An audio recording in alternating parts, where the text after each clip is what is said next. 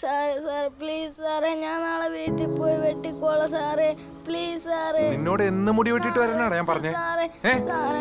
നിന്നെ അനുസരണം പഠിപ്പിക്കാൻ പറ്റുമോ ഞാൻ നോക്കട്ടെ. വേണ്ട, ഞാൻ വെട്ടിക്കോളാം. And that's where everything began. ഞാൻ പിന്നെ മുടി നീട്ടി വളർത്തിയിട്ടില്ല. ആൻഡ് സ്ലോലി ഈ ഹെയർ സ്റ്റൈൽ ഞാൻ അങ്ങ് ആക്സെപ്റ്റ് ചെയ്തു. നീ ആ സാലറിയുടെ ഇതിലേക്ക് പോയേ. ചേട്ടാ അവന് കിട്ടിയല്ലോ. മോനെ, നീ സാറ്റിസ്ഫൈഡ് അല്ലേടാ? എൻ്റെ ജോലിയുടെ കാര്യത്തിലും വലിയ വ്യത്യാസമൊന്നും ഉണ്ടായില്ല. അരവിന്ദ്, നിന്നെ സാറ് വിളിക്കുന്നുണ്ട്. What is this? What the hell is this? And in time, it started to define my personality. പേടിയായിരുന്നു ഒരു തീരുമാനം എടുക്കാൻ. അങ്ങനെ എൻ്റെ ഇഷ്ടവും ആഗ്രഹങ്ങളും പോലും ബാക്കിയുള്ളവർ തീരുമാനിക്കുന്നതായി. ആഗ്രഹോ? അപ്പൊ ഇതുവരെ ഒന്ന് ട്രൈ പോലും ചെയ്തിട്ടില്ലേ? അങ്ങനെ ചോദിച്ചാ ഈ സൂപ്പർമാൻ ഒരു പ്രത്യേകത എന്താ അറിയോ?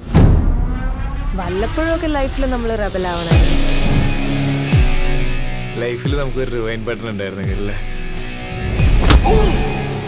എനിക്ക് ഈ അന്ധവിശ്വാസത്തിലൊക്കെ ഭയങ്കര വിശ്വാസമാണെന്നേ. നമ്മൾ രണ്ടുപേരും കാണാനും ഇവിടെ നിന്ന് സംസാരിക്കാനും കാരണം എന്താ? ഇത് പണ്ടാരോ പറഞ്ഞ പോലെ there is no fate but what we make.